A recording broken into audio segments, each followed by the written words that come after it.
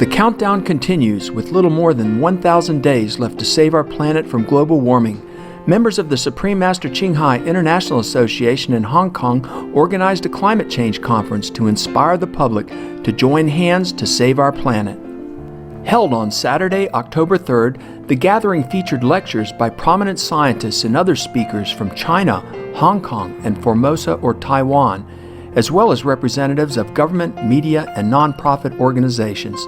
Eminent guests in attendance included Dr. Wu Mboa, Vice President of the Hong Kong Applied Science and Technology Research Institute, Reverend Feng Chi Wood of the Hong Kong Anglican Church, and Ms. Judy Chen, Chairman of the Hong Kong Ocean Park Conservation Foundation.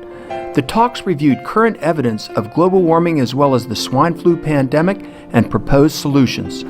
Supreme Master Ching Hai accepted the invitation as the honored guest and graciously lent her presence to respond to questions from the audience via video conference.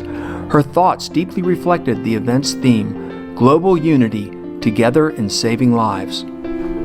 We now invite you to join us for a video conference with Supreme Master Ching Hai entitled Global Unity, Together in Saving Lives, held on October 3rd, 2009 in Hong Kong.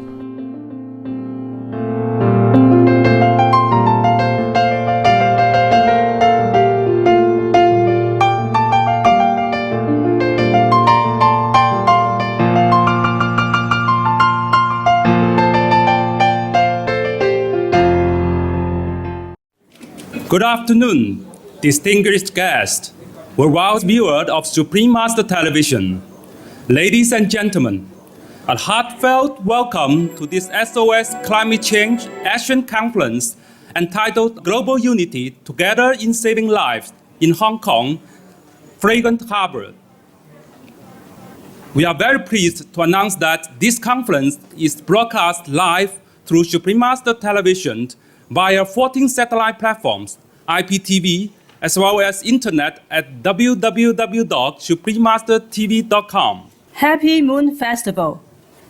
Moon Festival in some Asian cultures is a day of family reunion and community unity, and enjoying mooncakes signifying the wish for perfection. So glad to have you all here today as a family on this very, very special day. We are very honored to be your host this afternoon. According to many prophecies, in this challenging era, the Rainbow Warriors will appear. They are both guardians and pioneers of the earth. By following an animal-free diet, protecting the environment, and using God-given power derived from spiritual practice, they aspire to build a new era of peace, freedom, and harmony. Some of us remember our sacred mission as Rainbow Warriors, while some are yet to be awakened. We must be united, irrespective of race and religion, to bring the divine power to the world. This is the spirit of our climate change conference today, Global Unity, Together in Saving Lives. Now, let's enjoy a performance entitled The Rainbow Warriors, brought to you by members of the Supreme Master Ching Hai International Association.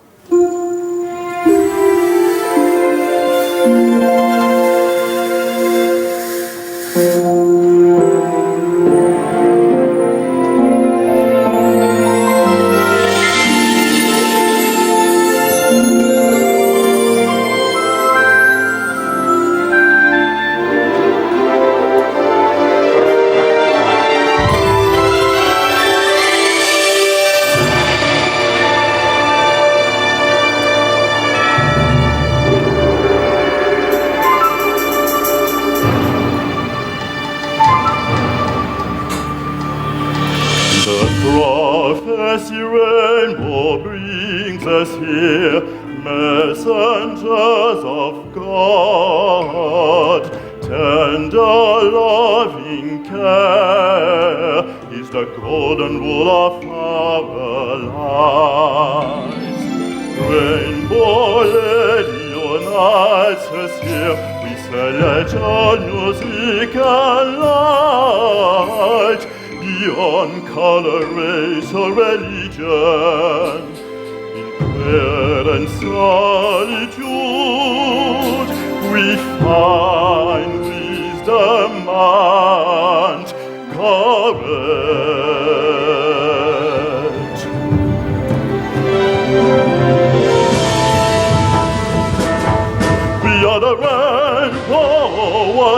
a legend, safeguard the planet. With vegan, with bean, we are the rainbow warriors in a legend. In justice, in peace, and in freedom, a harmonious new world.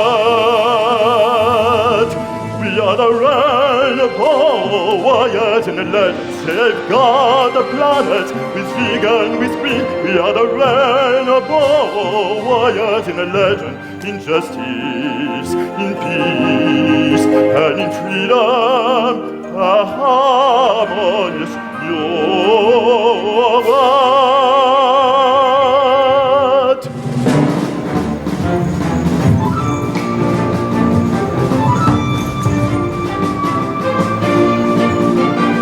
Together we make the dream come true. Rivers run clear, forests be abundant. Together we make the dream come true. Animals and birds are replenished. Mothers restored in her natural beauty. We are the rainbow warriors in a legend, safeguard the planet. Vegan with green, we are the rainbow warriors in a legend. In justice, in peace, and in freedom, a harmonious new world. We are the rainbow warriors in a legend, safeguard the planet.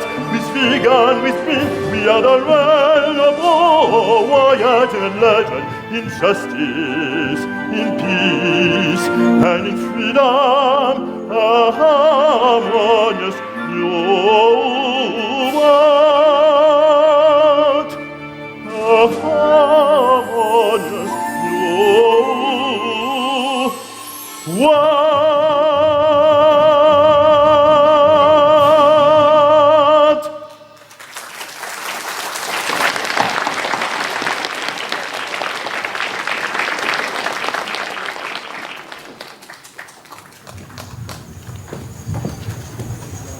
Wow, beautiful song, beautiful voice, and beautiful dance.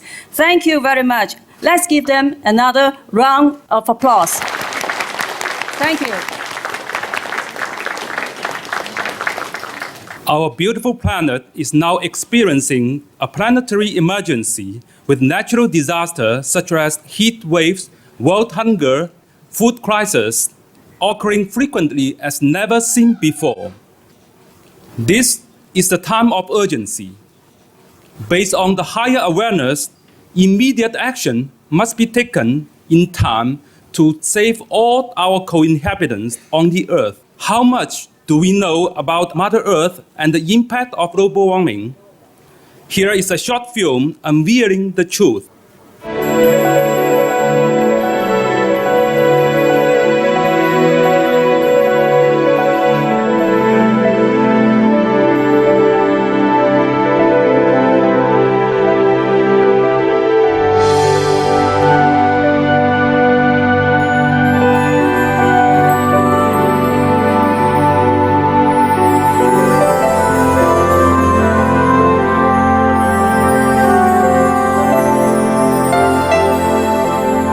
Fungi were the first organisms that came to land. 1.3 billion years ago, fungi marched on the land from the oceans. Plants followed several hundred million years later. They were the gateway species and they led the way. And in the trail of mycelium that they created, and plant and animal communities then marched forward upon the mantle of mycelium.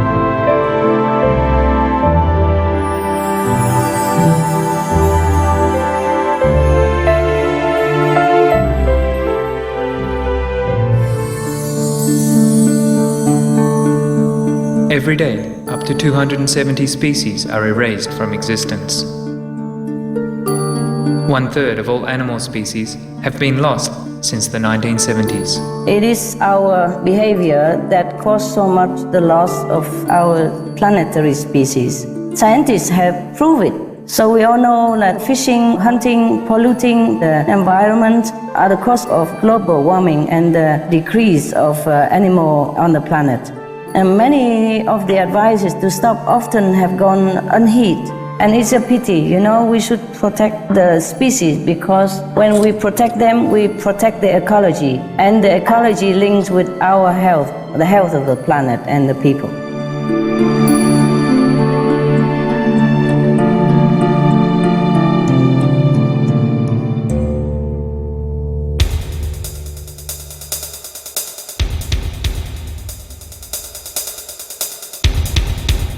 According to the World Health Organization, the 2009 swine flu pandemic is the fastest ever spreading pandemic in history, with millions today likely to be infected. Canadian agencies have seen a 99% correlation between the number of pig factory farms and the total number of human swine flu cases per province. When we cram tens of thousands of animals into these cramped, filthy football field-sized sheds to lie snout to snout atop their own waste, it's just a breeding ground for disease.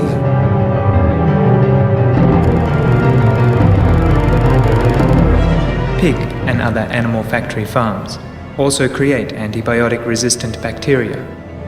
In the US, where 70% of all antibiotics are fed to farm animals, bacterial infections claim 18,000 human lives each year, which is more than all the AIDS fatalities in the country.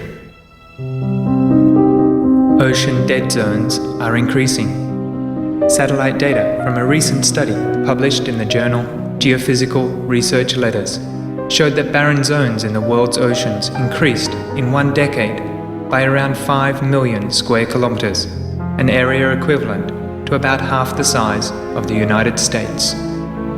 These so-called ocean deserts appear very dark as they lack green chlorophyll from plankton, as with their land counterparts.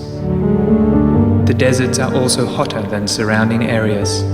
Animal agriculture is largely responsible for these regions that support no life, as fertilizers and manure make their way to the oceans, ultimately robbing it of oxygen and killing marine animals and plants in increasingly larger areas.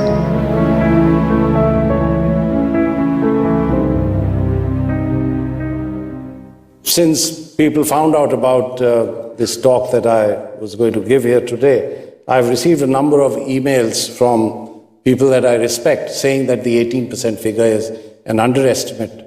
It's a low estimate, and in actual fact, it's much higher.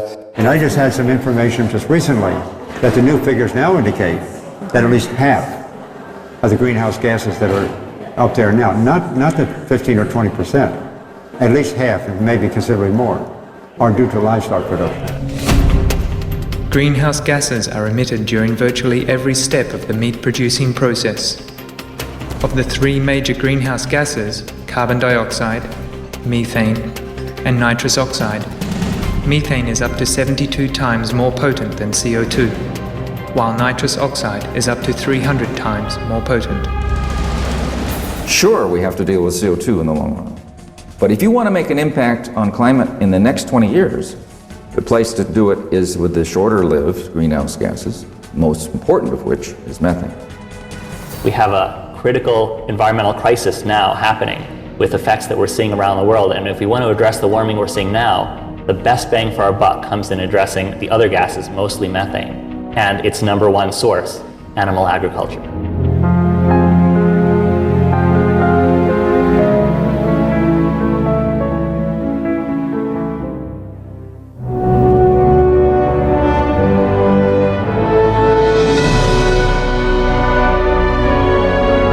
Migrating birds have to fly farther and farther to find a place to nest, and the polar bear swims longer and longer now because there is no more ice, till sometimes they drown of exhaustion.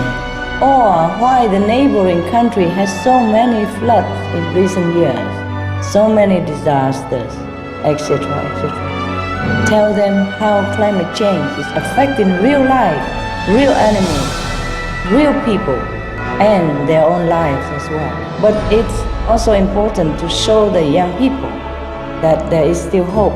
We can still save the planet. It's a chance to be true heroes by being vegan and spread the news of this solution. Together, we can save lives.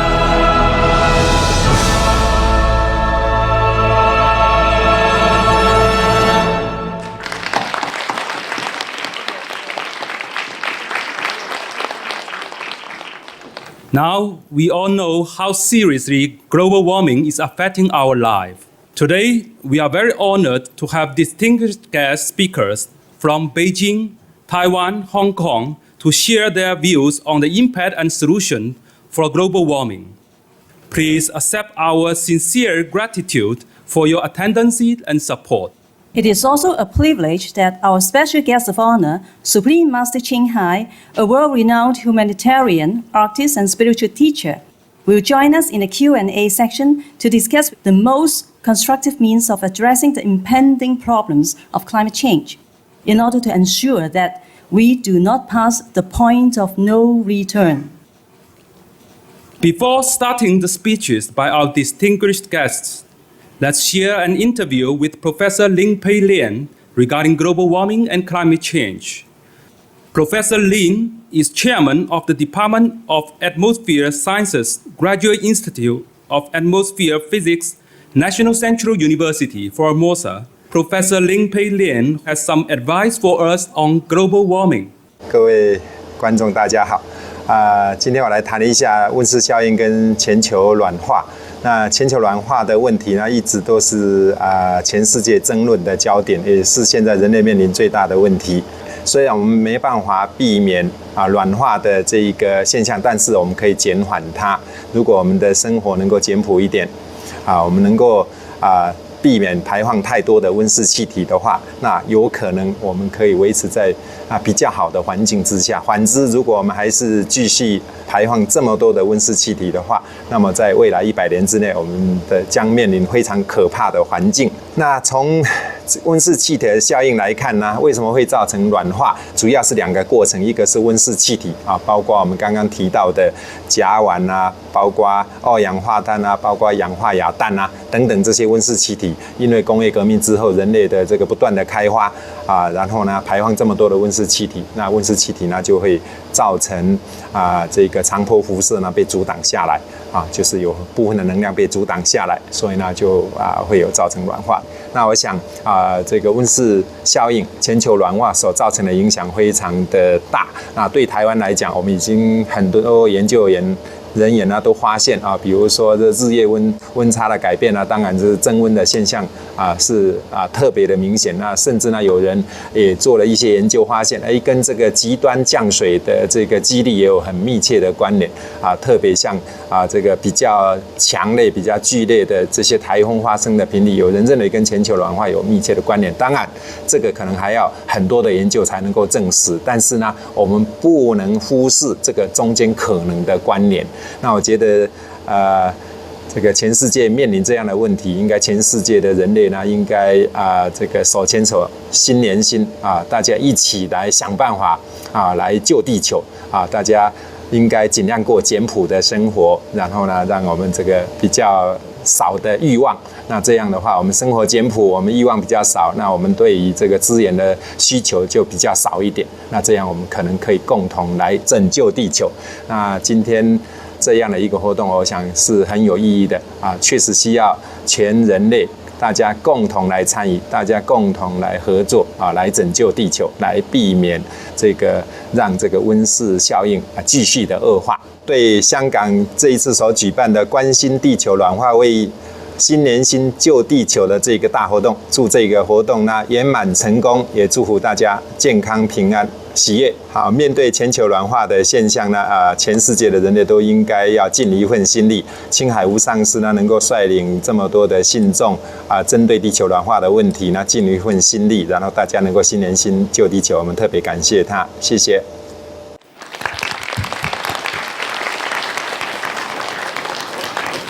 Thank you, Professor Lin, for your advice on leading a more simple life.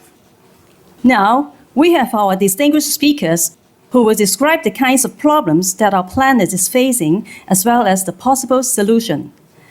We have our first distinguished guest, Professor Gan Xu, who will share his view on climate change and fundamental combat strategy. Professor Gan Xu is currently Professor and Dean of School of Environment and Energy of Peking University, Shenzhen Graduate School. Professor Gan is a renowned expert in environmental ecology, simulation model, especially risk assessment methodology of global environmental changes and water resource management. He is an elected Fellow of American Society of Economy and American Association for the Advancement of Science. Let's give a warm applause to welcome Professor Gan.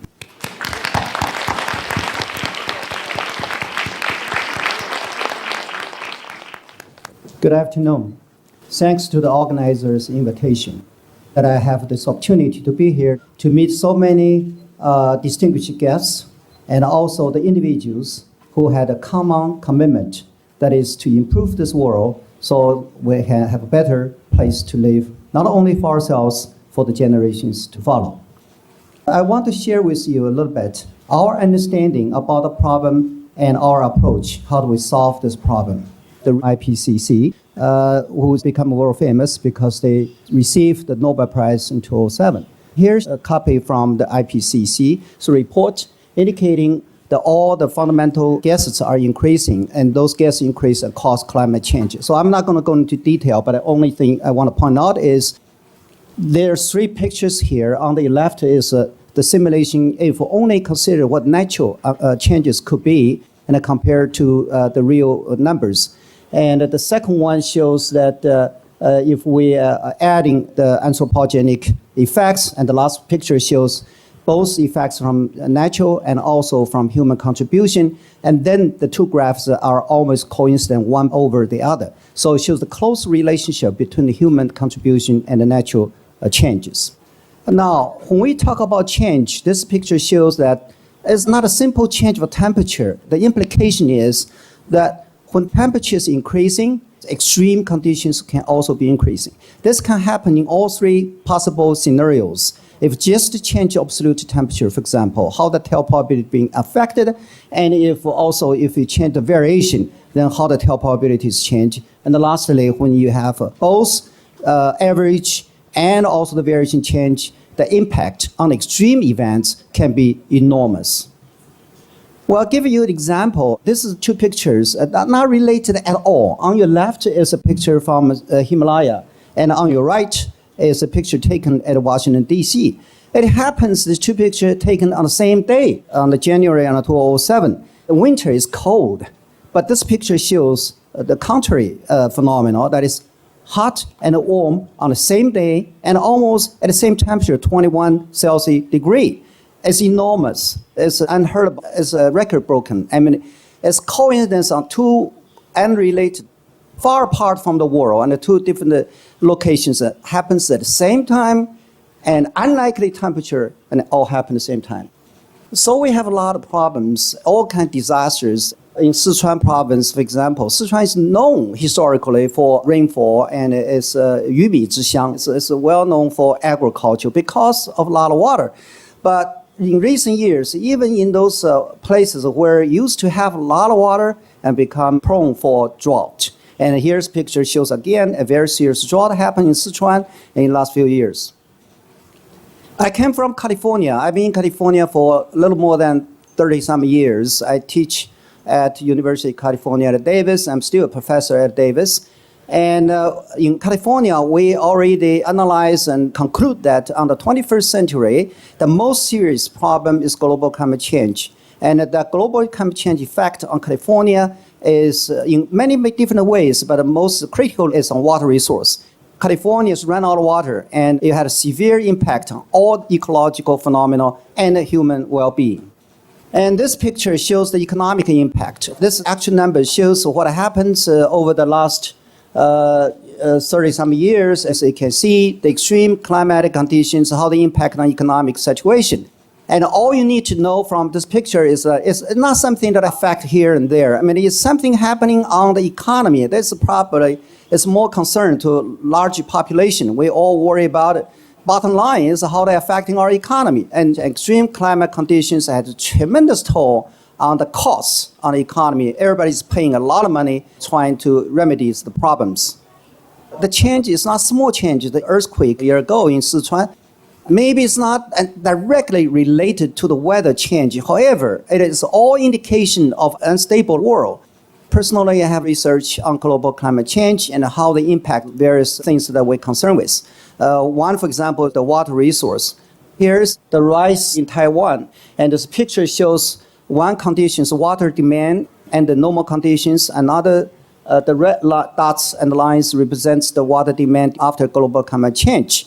And here shows you under the global climate change scenario, and the water demand is increasing. I mean, for rice, if you are above 6 millimeters evapotranspiration day, and after the global climate change, it will increase from 17% to 40%, 3 times more.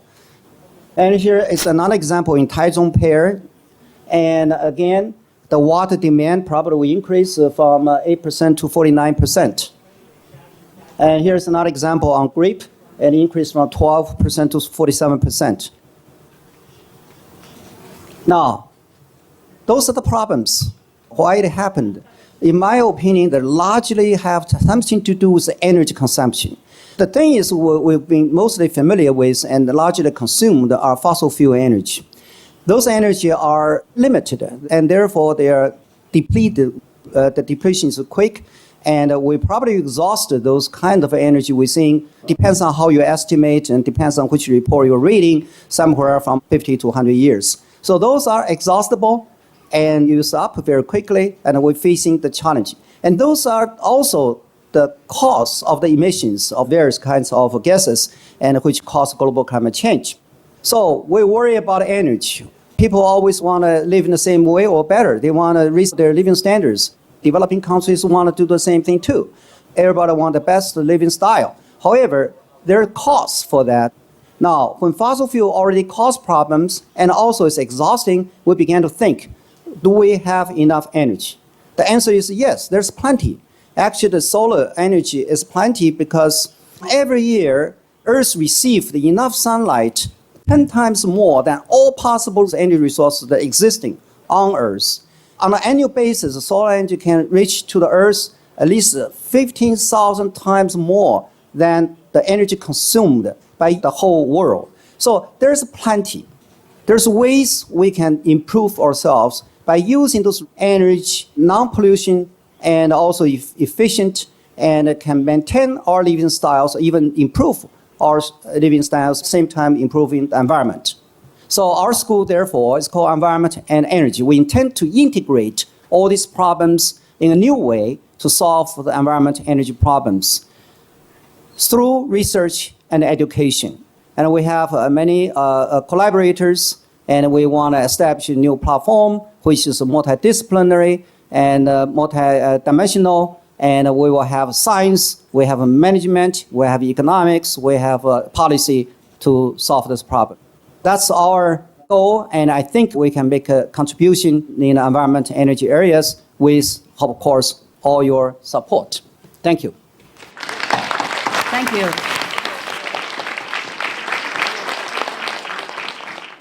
Thank you, Professor Geng, for giving us scientific analysis on the extreme weather events due to climate change, and also for presenting us with the recent green energy policy and a sustainable development plan to address the climate change.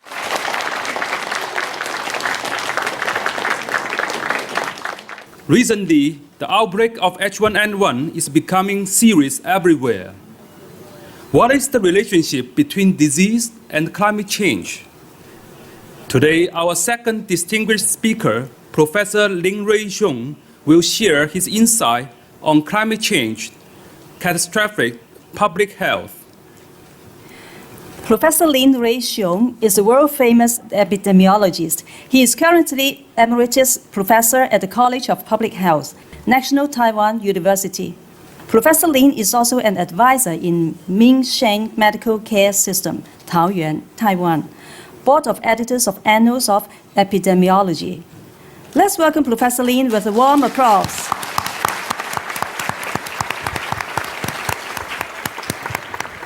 谢谢主持人的介绍。午安，今天很荣幸能够应邀亲爱无上师世界会的邀请来参加这个新年新救地球的 conference， 我感觉非常荣幸。因为我是一个公共卫生流行病学，所以我今天所想的是有关气候暖化对公共卫生的冲击。公共卫生在回顾这50-60年里面，公共卫生的进步、环境卫生的推动、疫苗的广泛使用，很多传染病在1950年代的天花、小儿麻痹等都已经快要绝迹了。所以公共卫生很高兴，传染病都要绝迹了，转而来都是慢性病，一些生活形态、一些饮食习惯相关的高血压、糖尿病、心脏血管病变，我们很庆幸。不过，最近10几年来，我们见证了禽流感、SARS， 还有今年的猪流感症，我们感觉有很多新兴的传染病，以及再浮现的一些传染病 re-emerging 的隐晦下去都在出现，所以这些传染病对我们人类好像有很大的 impact 影响。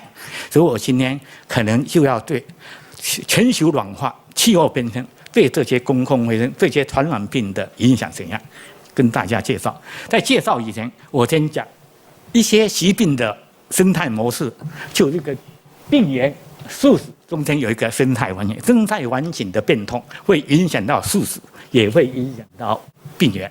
我今天特别要讲哪一些病原会受到生态环境，尤其是气候暖化会影响的。对个人来讲，是如何增进你自己的免疫力，增加你的 immunity， 你的抵抗力。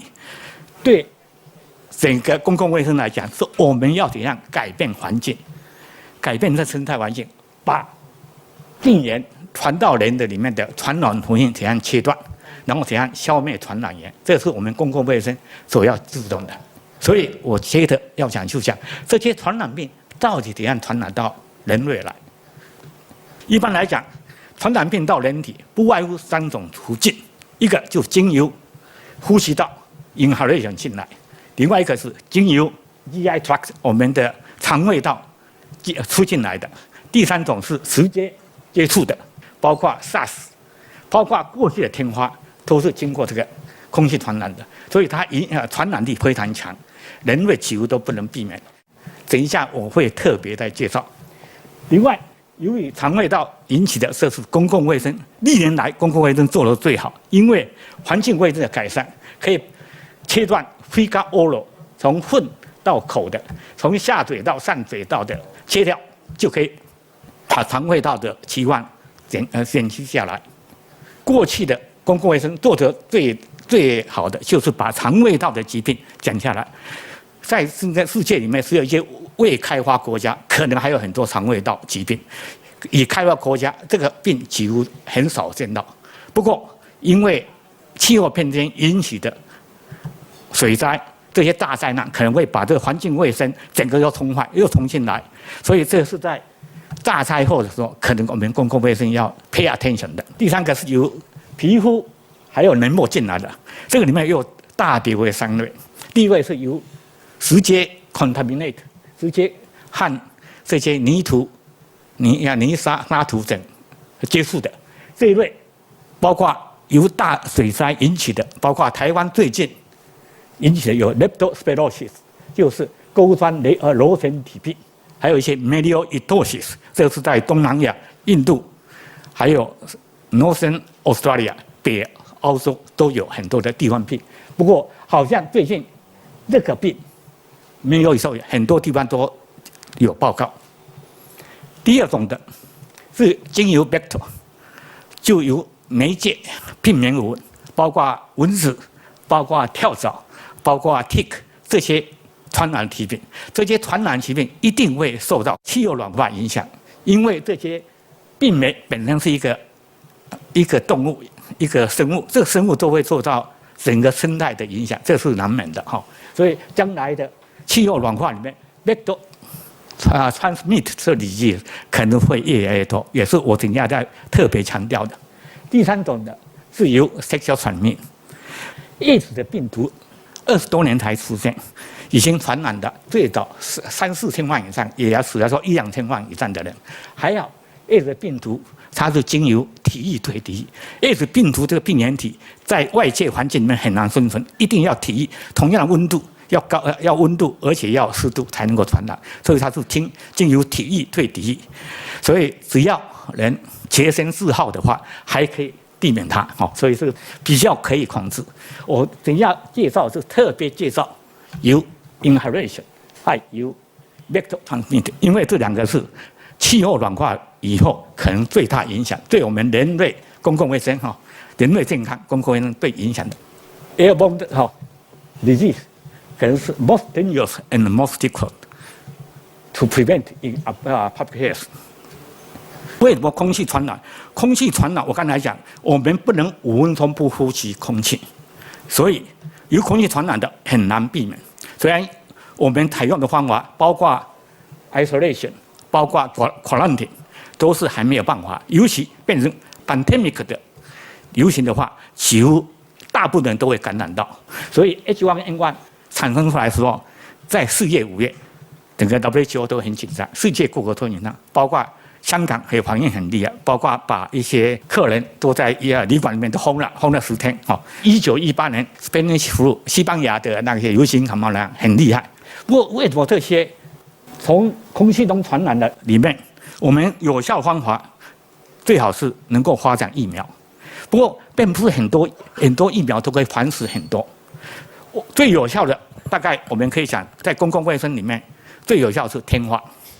天花过去是所有婴幼儿最大的杀手。不过我们在1969年 ，WHO 就已经开始用天花的疫苗把它抑制下来了。所以现在世界上应该完全根绝，包括现在的measles，包括麻疹。麻疹也是一些婴幼儿最大的疾患，因为麻疹的病毒有一些人是做 carrier， 所以它很难完全根绝。因为有很多东西是人本身做 carrier， 包括 diphtheria 白喉，包括百日咳，这些都是细菌性的。不过它因为人本身有很多健康者做 carrier， 就随时会跑出来，所以不得不用疫苗方法了。因为它经过空气传染，所以不得不用疫苗。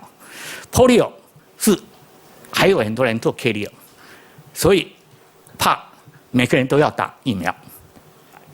其他的就是破伤风，破伤风好像我们小时候就开始打，因为破伤风的感染是 everywhere， 泥土 everywhere 都有，所以我们伤口一有伤口，它可能就会进来，所以不得不用 toxoid 先预防它，差不多每10年需要打一次，那是破伤风疫苗。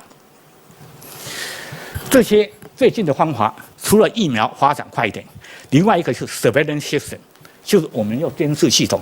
监视系统现在是用传染病、流行病学很多医生造的。我感觉对 influenza 对这流行性感冒，可能还要监测到这些可能会引起流行性感冒这些 farm story， 就那些养猪、养鸡鸭的，而且更重要的是 migratory bird 这些候鸟。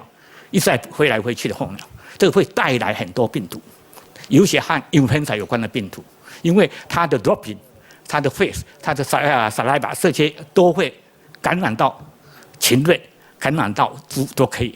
然后我们现在又大量的养猪、养鸡，集在一堆，用这些病毒要发生突变的机会就越大，所以这是一个很潜在的威胁。可能将来在 surveillance system 对这些 animal farm， 包括猪、鸡、鸭的这些都要严格的监视，看看随时有没有病毒突变，才能够做有效的防堵。所以 surveillance system 是一个非常重要，将来在公共卫生里面做，不是只有做人而已，对其他动物可能也要防范。这个是我们现在讲的新延伸的再浮现的疾病，都几乎在这个 vector transmission， 就是经过昆虫，尤其病媒蚊，蚊子有好几类，光蚊子就很类，传播疟疾的疟蚊，传播登革热的是埃及斑蚊，传播日本脑炎的是家蚊、张斑家蚊，每一个蚊子又不一样。这个蚊子最会受到温度影响，温度影响它就温度升下，它可以从亚热带到温带去，从热带到亚热带去，很多病毒都会跟着这个 vector 跑。所以 vector 这些 vector 这些蚊子、这些跳蚤这些都会受到我们气候的影响，气候变迁就会影响。本来在肯亚超过1000多公尺以上的高山应该不有疟疾，不过最近他们讲1300、400、1500公尺以上的也有疟疾的，因为温度增加了，蚊子就可以飞得更高，也可以活。最近很多包括登基会吧，就是登革热，也在很多地方在流行，因为蚊子又多了。还有最近在印度流行的叫chikungunya disease，中文翻译叫气功病，在印度还有在肯亚，本来是50年前就有的，最近5年从肯亚又开始流行到东南亚，包括印度很多。这是可见将来这些蚊子的，向北移动的话，向温带移动的话，这些病都可能会到别的一些本来都没有的病，这些地方病，我们叫 endemic 会变成 epidemic。这是在公共卫生，我们一直强调要怎样事先防范、事先了解这个 vector 这些 entomology 这些昆虫的学也应该加入作为一个研究，才能够我们能够对后来的一个 predict。在所有病原里面，人体最怕的是这些病原、这些 pathogen、这些细菌、病毒、Rickettsia 这个利克斯体，还有一个 parasite， 包括疟疾、包括 Leishmania 这些卡拉阿扎、这些热病、这些的寄生虫，还是一直存在。这些存在里面，将来我们要怎样开始预先懂得 predict 它将来怎样变化？因为气球的软化会影响这些病毒跟着生态变化。我们最怕人类最怕的所有病里面，大概最怕这些，因为他们的复数力量，就是他们 reproduction 的rate 比人类差很多。人类是20年才有一代，很多细菌1分钟、5分钟就会分裂一次。你看它分裂多快，那是几何级数。geometric 一直增加，人类是很慢的。这些也是一个生物，人也是个生物，生万事物先会竞争。它们繁殖这么快，我们怎么能够厌恶它？还好我们人有靠我们自己的免疫力，我们很多免疫的系统，所以免疫的系统最近的研究都在免疫的系统，要怎样增加自己的免疫，增加自己的提高你的抵抗力，是我们应该规律的运动，应该怎样 regular 的 diet 这些。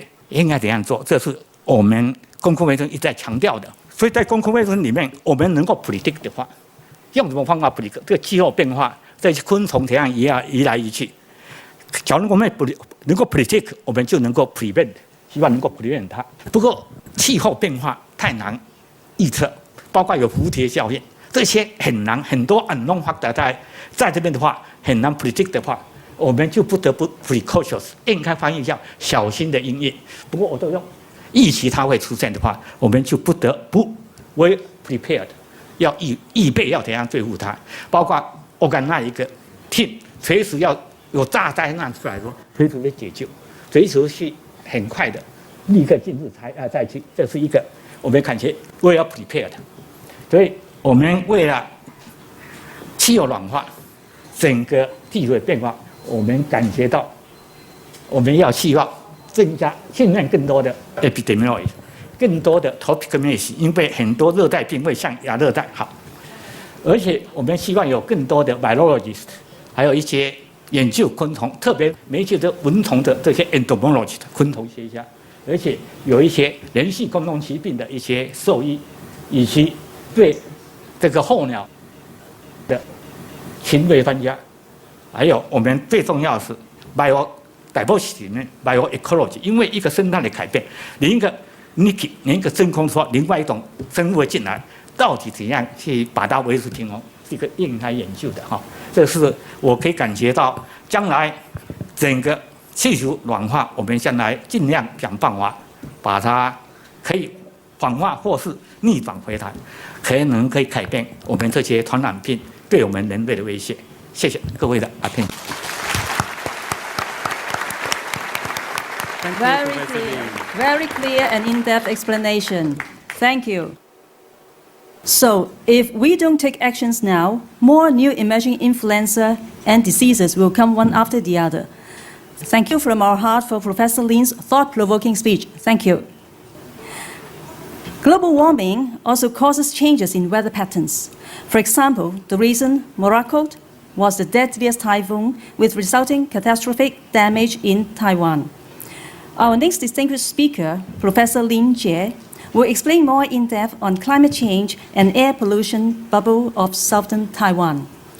Professor Lin Jie is Associate Professor of the Department of Environmental Engineering Science, National Pingtung University of Science and Technology. He is a committee member of the Evaluation Board of Environmental Protection Administration Executive Yuan, Technical Committee member of National Environment Standard Board, Bureau of Standards, Metrology and Inspection, MOEA Taiwan. Let's welcome Professor Lin Jie.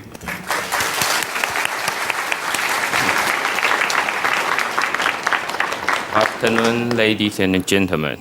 It's my pleasure to be here to present some the information about climate change and air pollution control's relationship. Once in 200 years, rainfalls is just coming to the Taiwan, south of the Taiwans. To make the thousands, the people lose their home, and hundreds of the people lose his life. The people ask, this is a natural disaster or not? Actually, I will say yes, that's a natural disaster, but also the man-made disaster.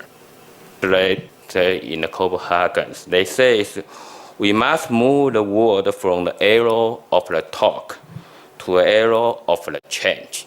I think we have start right now to take action, do something good for Earth, then decrease climate change, decrease the temperature change in our planet Earth.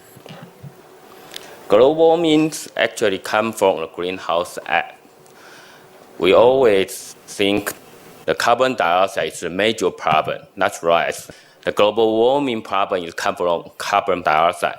But just a couple minutes ago, you see the fumes. The methane also causes the global warming problems. The climate change and warming in Taiwan is so serious. The average temperature increase depends on the data from the UNFCCC. They say it's around 0.8 degrees C per year. I come from the southern of Taiwan, the Kaohsiung city. The average is 1.4 degrees C different. So that's almost 2 times above the Earth's average temperature increase. In the past 3 years, I represent the Kaohsiung city government to participate in some international activity. For example, like last year in the Poznan, and the following will be Copenhagen. The Kaohsiung city is a very special city. We produce 28.6 tons carbon dioxide per capita per year. That's the world's number, only less than Qatar. So that's the one tell us we got to take some action immediately. The 6 degrees, the difference, the tell us in the following years, it happened to 1 degree C, the temperature difference in the Earth, the percentage is 0. So we will lose all of the ice cap and the solar heat and increase global warming. If that happens, we don't have any chance, 0% chance, to bring back the Earth's health. So if that happens, that equal to something like the 1.08 billion tons of TNTs, and more than 10,000 times of the nuclear power in the world combined together brought from the Earth's subsurface.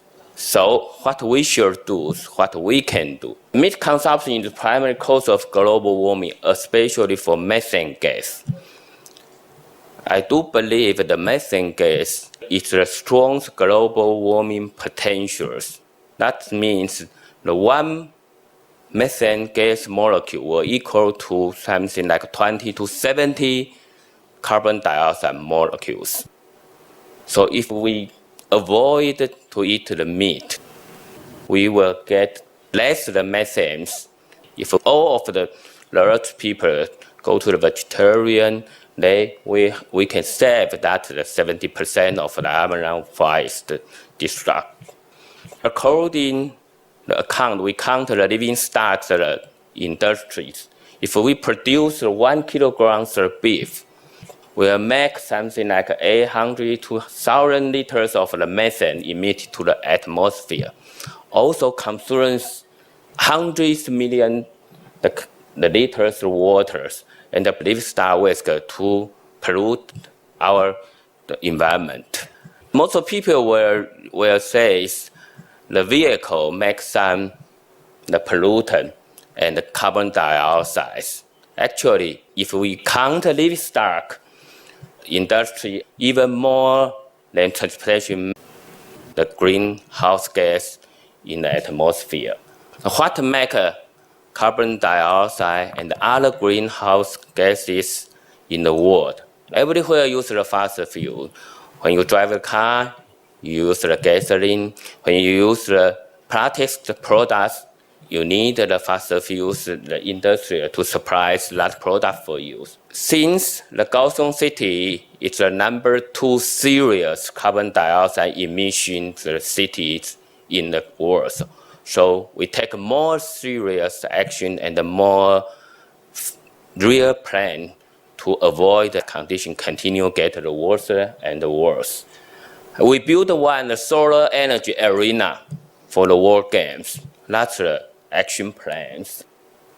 And we try to build the mass transportation system in the city combined with the biking. We try to push the industrial sector emission reduction and stabilize the process. Don't make more air pollutant and greenhouse gases. We try to expand and reorganize some industrial park energies, the sources. We push for more the green mass transportation system I just mentioned. A continuous adjustment to construction green, more energy efficient building for the solar energy and the nature, the pest, the wind. The Place R&D project to suit the Kaohsiung greenhouse gas country strategy in climate, biological habit, water, and the environment protection education. So the global warming is a serious problem already. What we should do next? I will share this 16 words that maybe we can do. We already destroy the nature. So next step, we need to respect nature, 尊重自然. We need to feedback environment. We already waste a lot of resources, so we need to appreciate what resource we have, and don't waste resources. Thank you. Thank you.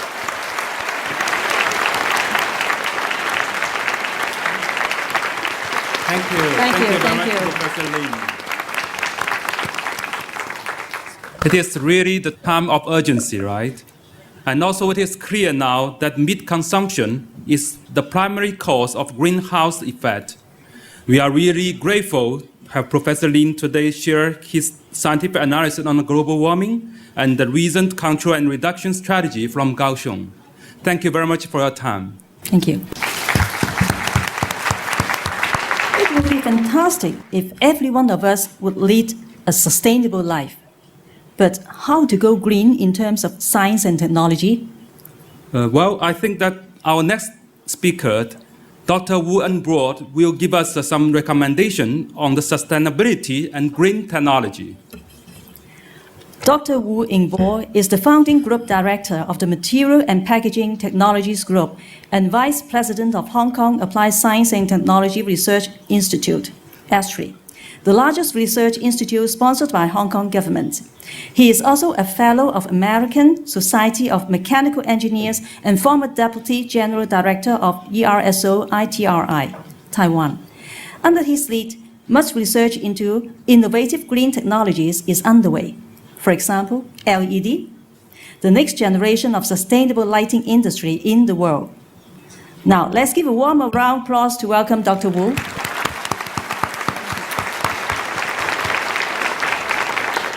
Thank you. It is my pleasure to be invited and on behalf of Science and Technology Society of Hong Kong to make this presentation. So the first question I would like to ask is sustainability, how is it created? And before I do that, I'd like to put a definition because scientists and engineers always like to put a definition on it. So the definition is the capacity to endure, or the capacity or the capability or the ability for a society, for a community, for a country, or for the world to sustain. So that's the definition of sustainability. So once we know the definition, then we can just look back for 100 years. We see human economic activity actually increase 40 times. And this is a simple calculation from an annual GDP increase per year, which is 3.7%.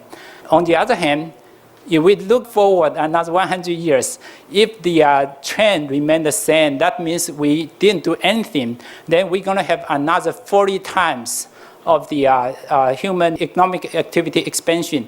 And if we look the total 200 years time span, we're going to see 1,600 times the economic expansion activity from year 1900. So then we ask the question whether the Mother Earth can sustain. And that's why it is so important to talk about sustainability. You see actually from this curve, if we didn't do anything, the curve will just go straight. And the vertical axis of this curve is actually the carbon dioxide emission, and in terms of gigatons per year. For sustainable energy, you can actually see that wind power and the solar power are the two that majorly contribute for the sustainable energy, and then followed by carbon capture and storage, which is probably more scientific, and then nuclear power. And this is actually a different aspect of the sustainability, and the different aspect of the energy conservation, and the different aspect of the greenhouse efforts that we can do. And I just used one example, which is actually from the United Nations report in 2006. Right now we have about 1.3 billion population, which is exactly the same as the China's population. And then it contribute about 40% of the GDP of the total agriculture in the world, and 30% of the planting service, 70% of the agricultural land of the grain produced in the world is actually for farmed animals. And it generates 18% of the carbon dioxide. And at the same time, the output is that it is the largest sectoral source for water pollution. So if we read all these numbers from official reports, then maybe instead of just scientists and engineers, we need to help the human beings. Everybody here can do together to help the human being, to help us and to help our offsprings. And so that's what I say here. Low meat diet and promoting vegetarian, we can do now. That means now, not tomorrow. So that we can not only enhance energy efficiency, but also to reduce the greenhouse gas effect. And that will benefit eventually to our Mother Earth and everyone here. Thank you. Thank you, Dr. Wu. I think we thank Dr. Wu wholeheartedly for his clear explanation on green technology and also a suggestion on a simple way to go green, a low-meat diet. Thank you very much. Animals are always trying their best to adapt the environment for survival. However, the current rate of climate change far exceeds their ability to adapt, resulting in fatal harm to many species, ecosystems, and humanity. We have now the last speech from our distinguished speaker, Ms. Judy Cheng, for climate change and biodiversity. Ms. Cheng is currently the chairman of the Hong Kong Ocean Park Conservation Foundation, board member of Hong Kong Ocean Park Corporation, committee member of UNICEF Hong Kong. She is also an honorary chairperson of Wolong Panda Club, China, and member of the Civic Education Committee, Hong Kong SAR government. Let's welcome Ms. Cheng. Thank you. Thank you very much. Good afternoon, ladies and gentlemen. Pleasure to be here. I think before me we have heard a lot of facts, crucial facts, and we have seen a lot of numbers. that really given us a warning sign that the global warming is a very serious issue. Well, the world's climate is changing in a very extraordinary pace and scale that is not likely to be reversed by the nature process. Human activities are believed to be the main driving force behind it. And with the drastic increase in the production of greenhouse gas since the Industrial Revolution, animals are trying so hard to adapt to the environments at their best in order just to survive. However, the current rate of climate change far exceeds the rate of animals adapting to environments, resulting in effects in our species, our ecosystems, and finally to human beings.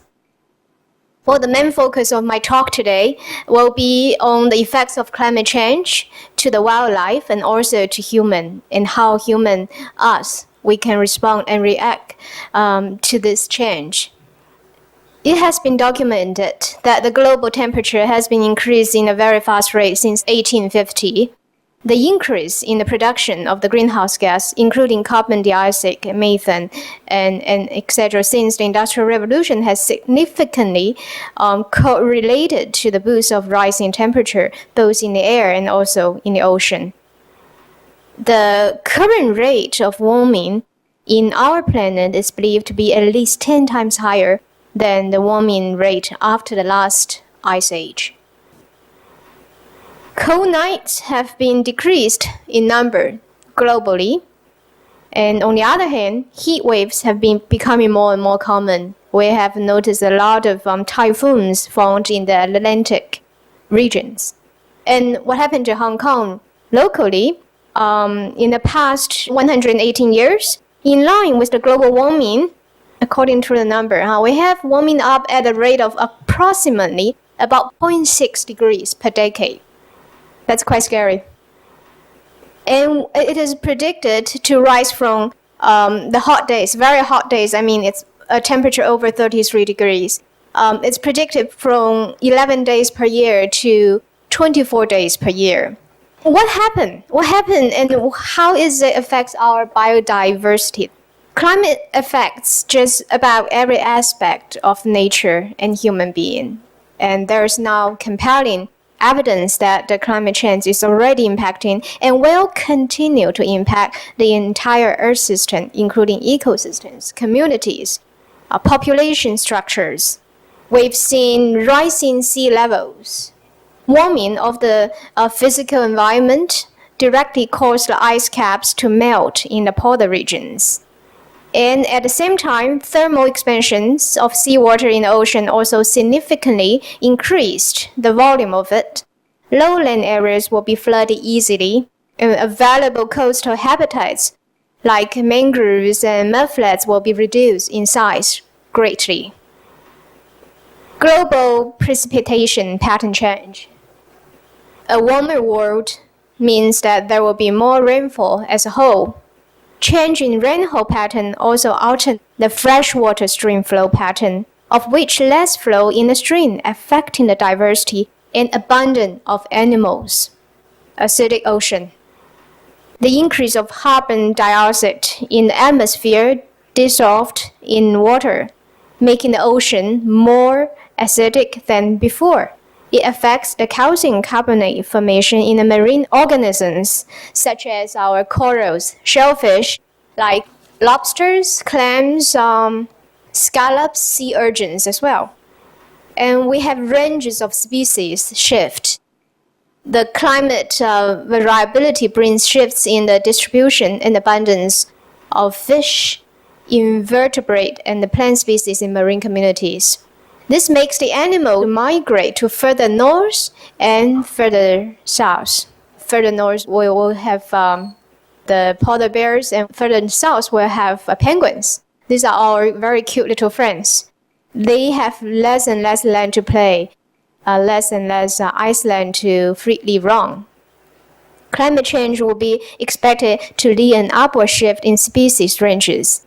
But what happened to our plants? Plants, they don't have wings, they don't have feet, they cannot move, they cannot fly. They can do is just stay there and be left behind. And because our plants change, climate change, a lot of animals that are dependent on the geographic range and habitats, they're facing a very challenging result, like our giant pandas. They depend on high mountain bamboo forest, and right now they have to move higher and higher elevations, but then they don't have certain species of bamboo to eat. Giant pandas are our cute little friends, they're great blessings to human beings. They walk from 9 million years ago to today, and we don't want them to exist. Loss of our valuable lands, loss of our precious animals, what human can do today. We talk about the carbon footprint. We talk about recycle. What we can do is, from my point of view, we try to spread out the message and encourage more people to join us. Plant a tree. Plant a tree. The trees can help with the carbon dioxide. Time is running out. We only have this much time to make a difference. I believe that a lot of friends here share the same vision as I, that we share this, and we always believe in an environment that human can live in harmony with nature. And we believe in that, and together we can make a difference. Thank you very much.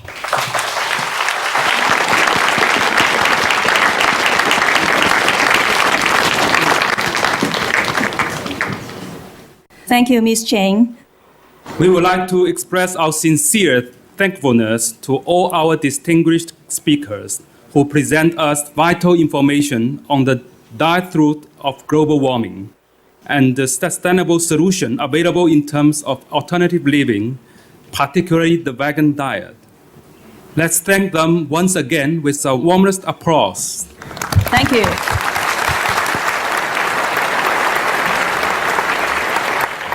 Today, it is our honor to have also honorable guests here. So we would like to introduce our honorable guest, Mr. Yin Kai-wing, the member of District Council, Sam Sui Po. Let's give a warm applause. Thank you for your time. Thank you for joining us. Our next honorable guest is famous great ballet dancer, Jim Wong. Thank you for your comment. Distinguished guests, ladies and gentlemen, we are privileged and grateful to have our most honorable guest, Supreme Master Ching Hai, accept the invitation to join the conference. Supreme Master Ching Hai is highly esteemed invited speaker at many climate change seminars and conferences around the world. Let's give a warm round of applause to welcome our most honorable Supreme Master Ching Hai.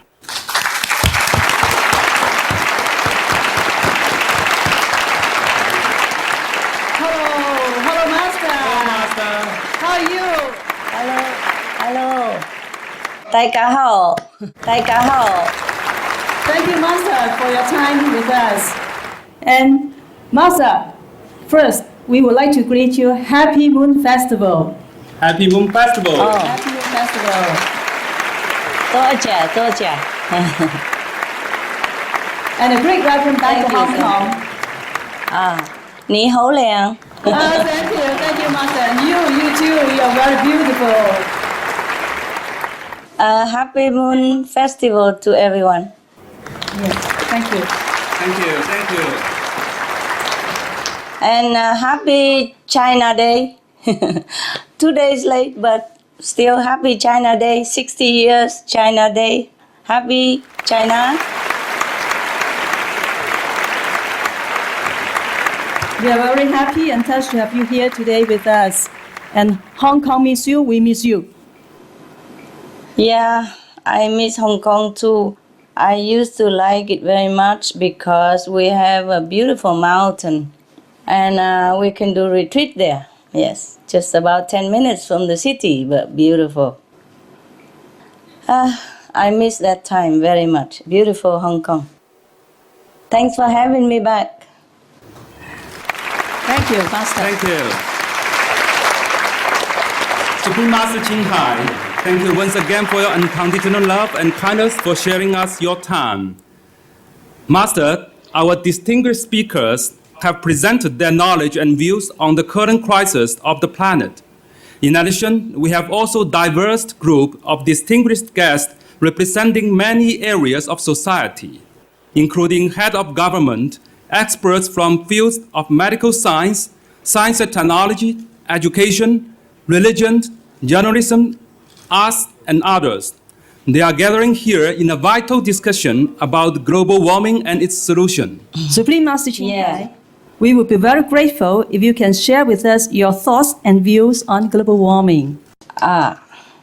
Yes, thank you. I have been listening to our distinguished speakers, and I was very, very impressed by all their wise knowledge and very educational and helpful advice to us and the global viewers.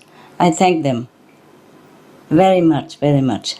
And of course, I'm very honored also to be invited here with you in this conference with the many respected government leaders, media members, NGO representatives, wise professors, and other distinguished speakers as mentioned today. And also, as well as the caring audience members who spare their precious times in their busy life to come and to share their caring worry about our planet. Now, we have listened to many important speeches about the current effects of climate change on wildlife, on human health, and on the oceans even. So the sense of urgency can truly be felt from these eloquent presentations. While hearing them, the wish would grow stronger in our hearts for a saved planet and for saved lives. Hong Kong has long enjoyed prosperity and peace, both as the pride of China and as an internationally admired city. But as with all cities and countries in the world, she is vulnerable to the effects of global warming, such as the threat of sea level rise, and as we have learned from the experts today, diseases are intensifying as well. In such an increasingly frightening scenario, we are lucky and blessed to still have the time to save our lives and the lives of our children and our co-inhabitants. So I'm still hopeful that this important conference today will motivate everyone to make the small changes needed to propel us all toward a beautiful future for ourselves and the planet. And thank you. Please be a hero. Be veg. Go green. Do good deeds and save the planet. Thank you so much. God bless Hong Kong. Thank you. Thank you, Master. Thank you. Now, Master, we have our first honorable guest, Mr. Bobsy. Mr. Bobsy is a vegetarian and is a shining world hero laureate for being the founder of Save the Human campaign. And some of our guests would like to have your opinions and advice to their questions. And now, Mr. Bobsy is our first guest who would like to put one question to you. Thank you, Master. Welcome, Bobsy.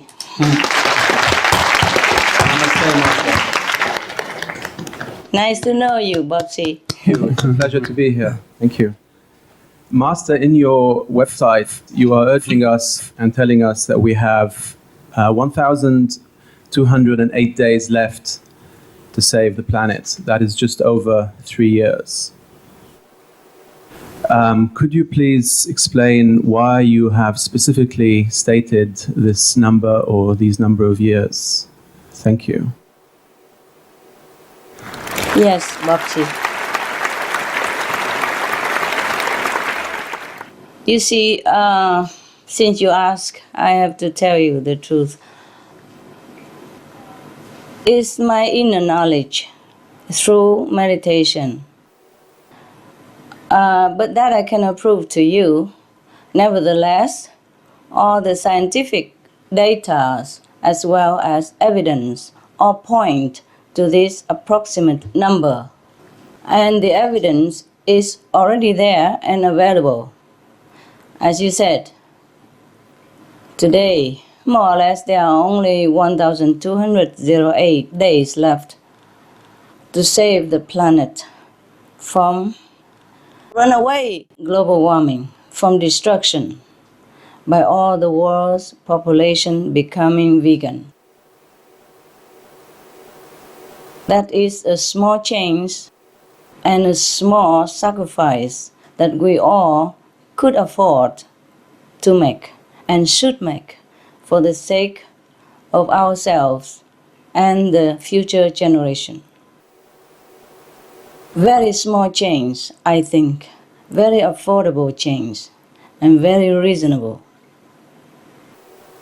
But whether people will become vegan or vegetarian like yourself or not, whether the world will save itself or not, it all depends on humans' action. But the countdown is there to remind us that we have a very short time, just a little over 3 years, for every single person to be veg to save life on Earth. We have to save this planet for our children. They are too innocent to deserve the destruction that is awaiting them. They're too vulnerable. They're helpless. They depend on us, the adult, the wise grown-up, to lead them into the right direction, to protect them, and to save their lives. We have inherited a beautiful planet. It is our duty to keep it that way for our children and grandchildren and great-great-grandchildren later on. We have our duty to protect the home for the children. Even if we don't care about our life on Earth, we have no right to destroy it for others.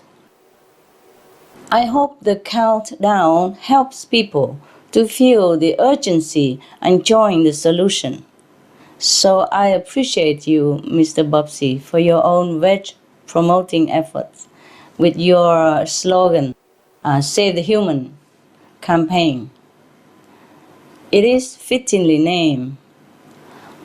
We must save the human and human compassionate hearts. That is the most important. We have to save our noble quality. Again and again, I always mention, it's not just about the physical existence on this planet that we want to save, but we want to protect the children. And by doing that, we protect our noble self, our heroic, compassionate self, which is our true nature. If we lose them, it's worse than losing the planet. We have to keep our compassionate heart. We have to be noble and truthful, loving and protective of the weak and the feeble, like children and the helpless, defenseless animals. We must protect our noble nature. We must be a living, walking, breathing children of God, or the disciples of the Buddhas. Thanks again for your efforts, Bobsey, and thanks Thank for you. reminding us by your question. God bless. Thank you very much, Master. Thank you for an important message. You're welcome. We will keep your advice in our heart and work hard, try all our best to work hard to do together and to stop the global warming. Thank you. Thank you, Master, and thank you, Bobsey, for your good questions. Thank you. You're welcome.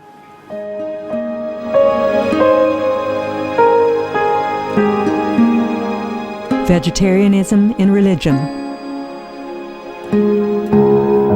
The Baha'i Faith, Regarding the eating of animal flesh and abstinence therefrom, know thou of a certainty that, in the beginning of creation, God determined the food of every living being, and to eat contrary to that determination is not approved. Selections from the Baha'i writings of some aspects of health and healing. Buddhism. All meats eaten by living beings are of their own relatives. Lankavatara Sutra. Also, after the birth of the baby, care must be exercised not to kill any animal in order to feed the mother with meaty delicacies, and not to assemble many relatives to drink liquor or to eat meat, because at the difficult time of birth, there are innumerable evil demons, monsters, and goblins who want to consume the smelly blood. By ignorantly and adversely resorting to the killing of animals for consumption, they bring down curses upon themselves, which are detrimental to both the mother and the baby. Ksitigarbha Sutra. Be careful during the days immediately after someone's death, not killing or destroying, or creating evil karma by worshipping or offering sacrifice to demons and deities, because such killing and slaughtering committed, or such worship performed, or such sacrifice offered, would not have even an iota of force to benefit the dead, but would entwine even more sinful karma into previous karma, making it even deeper and more serious. Thus, delay his rebirth to a good state. Karma means retribution. Ksitigarbha Sutra. Cao Dai. The most important thing is to stop killing, because animals also have souls and understand like humans. If we kill and eat them, then we owe them a blood debt. Teachings of the Saints. Christianity. Meats for the belly, and the belly for meats, but God shall destroy both it and them. Holy Bible. And while the flesh was yet between their teeth, ere it was chewed, the wrath of the Lord was kindled against the people, and the Lord smote the people with a very great plague. Holy Bible. Confucianism. All men have a mind which cannot bear to see the sufferings of others. The superior man, having seen the animals alive, cannot bear to see them die. Having heard their dying cries, he cannot bear to eat their flesh. Mencius. Essenes. I am come to end the sacrifices and feasts of blood, and if ye cease not offering and eating of flesh and blood, the wrath of God shall not cease from you. Gospel of the Holy 12. Hinduism. Since you cannot bring killed animals back to life, you are responsible for killing them. Therefore, you are going to hell. There is no way for your deliverance. Adalila. He who desires to augment his own flesh by eating the flesh of other creatures lives in misery in whatever species he may take his birth. Mahabharata anew. Islam. Allah will not give mercy to anyone except those who give mercy to other creatures. Hadith. Do not allow your stomachs to become graveyards of animals. Hadith. Jainism. A true monk should not accept such food and drink as has been specially prepared for him involving the slaughter of living beings. Sutrakatanga. Judaism. And whatsoever man there be of the house of Israel, or of the strangers that sojourn among you, that eateth any manner of blood, I will even set my face against that soul that eateth blood, and will cut him off from among his people. Holy Bible. Blood meaning flesh. Sikhism. Those mortals who consume marijuana, flesh, and wine, no matter what pilgrimages, fasts, and rituals they follow, they will all go to hell. Guru Granth Sahib. Taoism. Do not go into the mountain to catch birds and nets, nor to the water to poison fishes and minnows. Do not butcher the ox that plows your field. Tract of the Quiet Way. Tibetan Buddhism. The offering to the deities of meat obtained by killing animate beings is like offering a mother the flesh of her own child, and this is a grievous failure, the supreme path of discipleship. Zoroastrianism. Those plants I, Ahura Mazda, or God, rain down upon the earth to bring food to the faithful and fodder to the beneficent cow. Avesta. Everybody knows that vegetarian diet is good for health and to save the planet. They will be awakening their own great, compassionate, loving self-nature, and then their level of consciousness will rise up automatically, and they will understand more than they ever did and they'll be closer to heaven than what they are right now.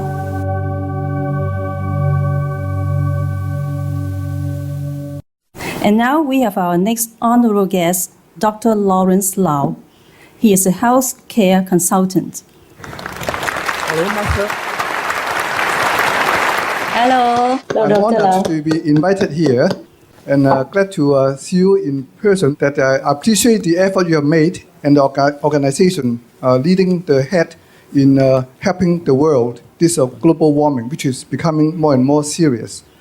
And in fact, there are more people who have died from meat eating, died from drug addictions, alcoholics, than people who die in a war. Then, if most people become vegetarians, do you think there would be improvement? And also, if most people become vegetarians, how would that help economically, spiritually, culturally, and scientifically? I appreciate your answering these 4 aspects. Thank you.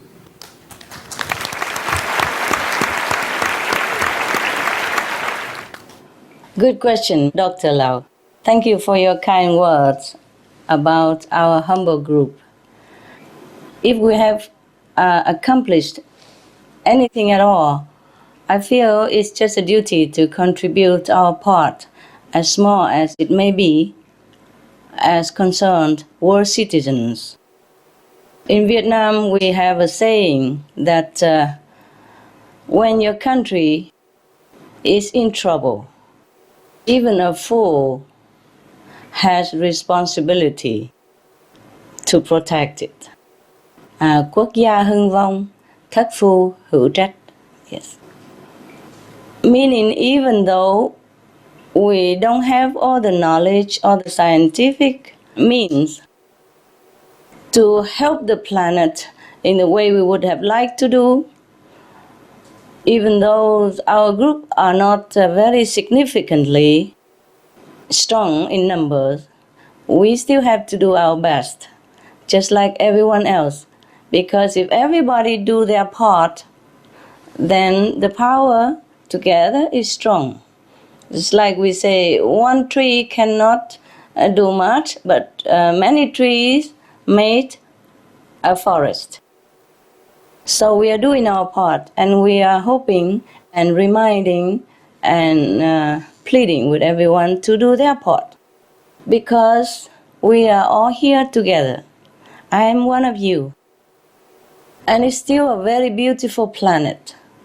And I wish it will still be there for the children, for future generations to come. Of course, if the majority of the world's people become vegetarian, or preferably vegan, organic vegan would be best for our world, then there would be a tremendous improvement in all aspects. First, as you imply, Dr. Lau, millions of people who would otherwise be gone because of these killer substances that you mentioned will be alive. Economically, that means hundreds of billions in healthcare costs are saved.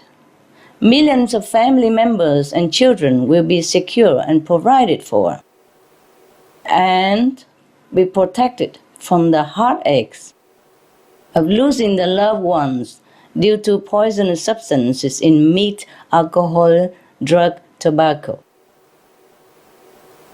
Billions of tax dollars and government time and energy to fight drugs, tobacco, alcohol, and to give meat subsidies are saved also. Billions of dollars in lost productivity for companies are saved too. Productivity will go up even much higher if people aren't crippled by these killers. Culturally, without meat, alcohol, drugs, and tobacco, of course we would be happier, healthier, because loved ones will be around longer. We will be around longer for them. and they will be around longer for us as families. It would be better for the communities, for their countries. Not only will we be healthier, we will feel different, more loving, more caring, more alive, more carefree as well. Because we are no longer burdened physically and in our conscience and in our heart by these oppressive, addictive substances. We will also think differently as a society. More clarity and wisdom will be flowing into our minds so that we would know of better ways to run our society and live our lives. Ask anyone who has turned around to forsake meat, forsake drugs, forsake alcohol, and forsake tobacco. You ask any of them how they felt before and how they feel after. They would tell you a huge improvement in all aspects of their life. And they would tell you that they're so glad that they quit the bad habit. And they will tell you how happier they feel, how light-hearted, how more intelligent, how more productive and constructive to themselves, to their family, society, and the world at large. Spiritually, we will have more awareness, more love in abundance. In our heart, we will feel the world of difference. Ask anyone who has quit these harmful substances, they will tell you the same. Even without practicing any religious faith or any yoga, they feel a world of difference already. And of course, if we practice meditation or yoga, then of course we feel even much better than that. Calmer, yes, more loving, more attentive, more concentrate in whatever we do. Thus, our productivity will be enhanced and we will be contributed more to the society. Thus, if everyone forsake these harmful substances, we will be creating a powerful, positive, loving, and harmonious energy that is constructive and beneficial to all on earth in all aspects. And with this energy, we will be able to counter and defeat the dark, menacing, dangerous energy that is trying to suffocate us and trying to destroy our only home for our children, that is our beloved planet. Some of the tragic tolls of addictive drug abuse. Over 200,000 deaths each year. Costs of $181 billion each year in the United States. $33 billion in the UK. Lifetime cost of current drug addiction amounts to $575 billion in the UK. Harmful effects: brain damage, stroke, heart disease, liver disease, tuberculosis, emphysema, cancer, depression, suicide, permanent memory loss, mental illness, higher infant mortality, increased crime and violence, impotence. Crime and violence. Illegal drugs are a factor in 50% of burglaries in the United Kingdom each year. In the US, 60% of people arrested each year have been taking illegal drugs. 650 heroin addicts in the US committed 70,000 crimes in a 3-month period. Social costs.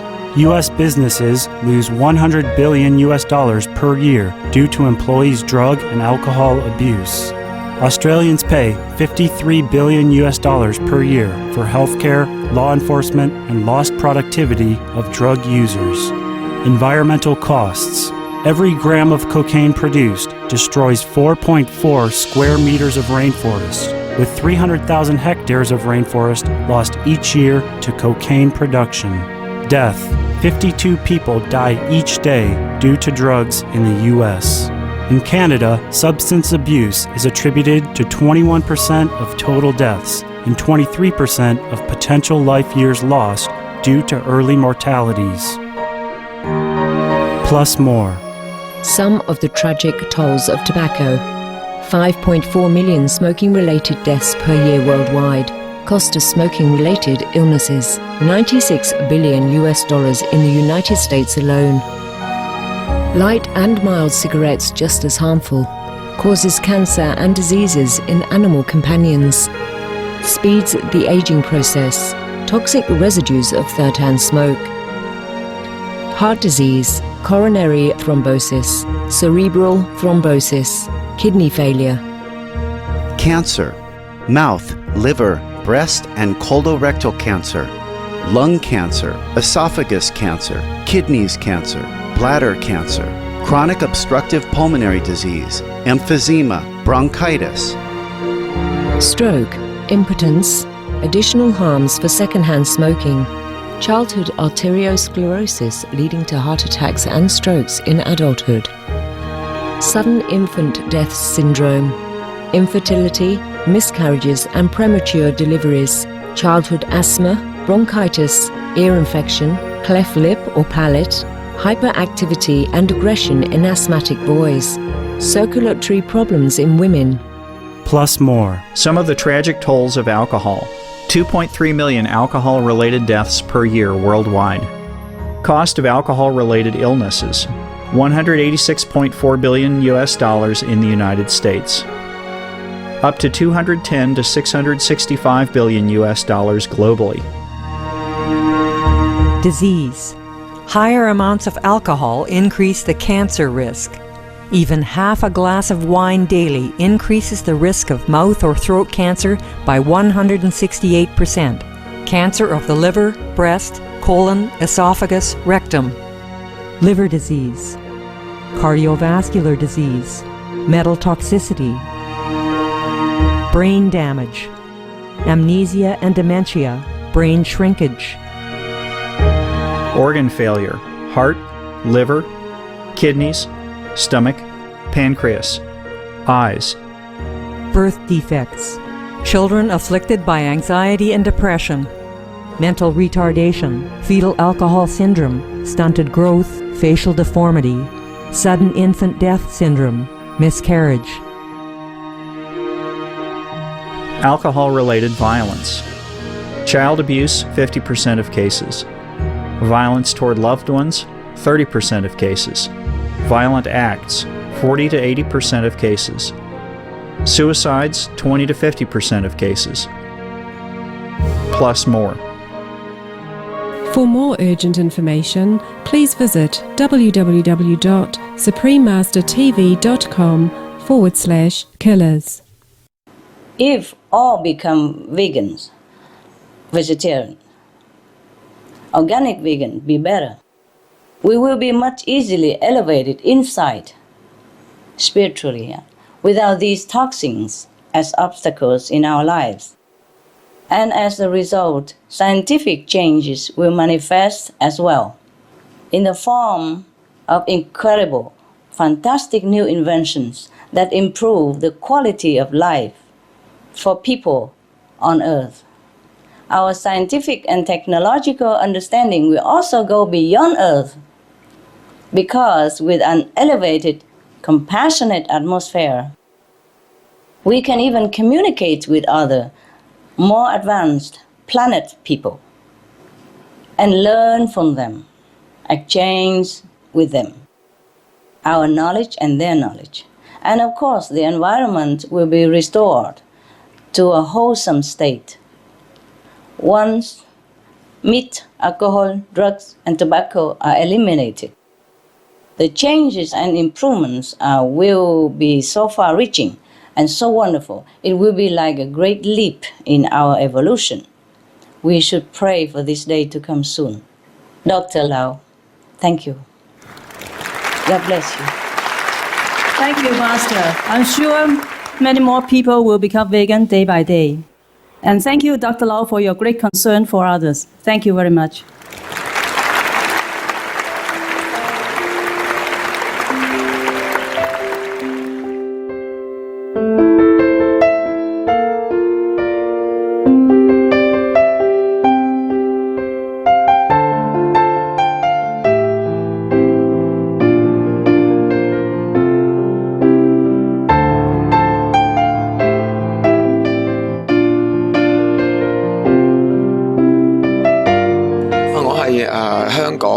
深水埗嘅區議員咁咧我哋都係一直都係關注呢個即係地區嘅事務嘅即係一個嘅組織咁樣嘅。咁可唔可以就發表下，譬如啱啱聽完個講座之後啦，知道咧嗰個畜牧業咧都係一個令到全球暖化一個主要成因嚟嘅。咁樣睇下你喺呢方面咧發表你嘅感受同意見啦。經過今日咧呢個即係講座之後咧，咁就真係大開眼界啦。咁而家咧就知道多啲好多啦咁樣。咁開始咧都會考慮下咧，就係關於呢一個嘅即係全球畜牧業咧，就對於呢個嘅環境保護上面嘅時候咧，就造成嘅一啲嘅問題咁樣。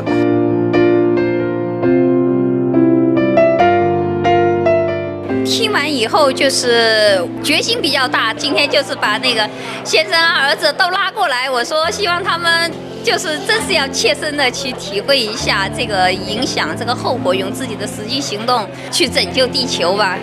吃荤的那个比例会越来越少了，因为现在也是比较少，我就跟一般香港市民比的话，我是比较少。我可以结交这样一些朋友嘛，可以去上网去看他们菜单，那就慢慢学着做，就一步一步去过渡。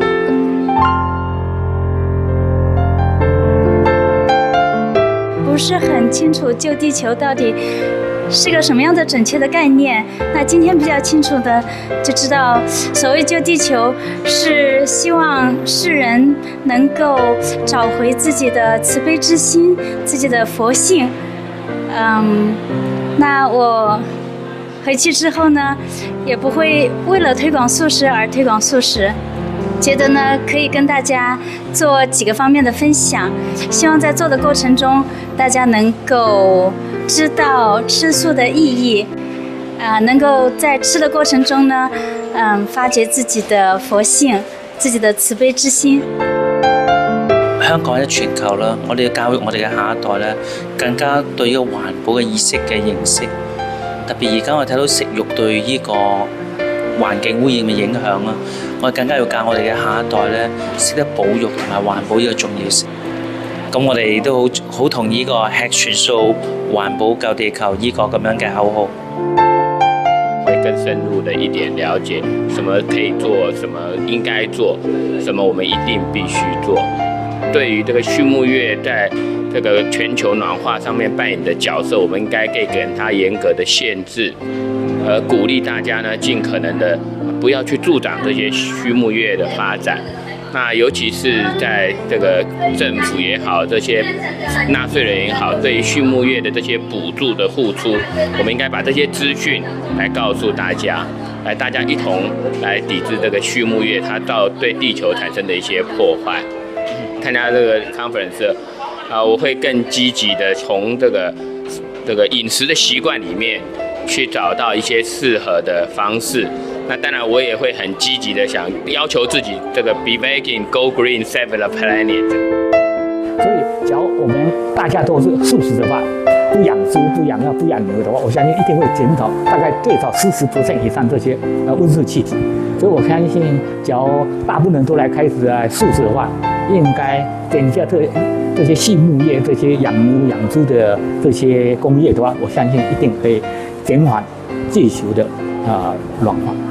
我大概20多年前在台灣就經過青海無戰師這位大人物，因為他的德行引起很多人對他的信仰。我相信這方面的鼓勵，很多人跟隨他的話，應該對地球的這個環境應該很有幫忙。我對他非常 respect。I think it's amazing. I think it's really blissful and heavenly that we have so many people here who've made personal choices to help for a peaceful and healthy planet and a healthy self. I think we're much more efficient and much more harmonious if we eat a vegetarian diet.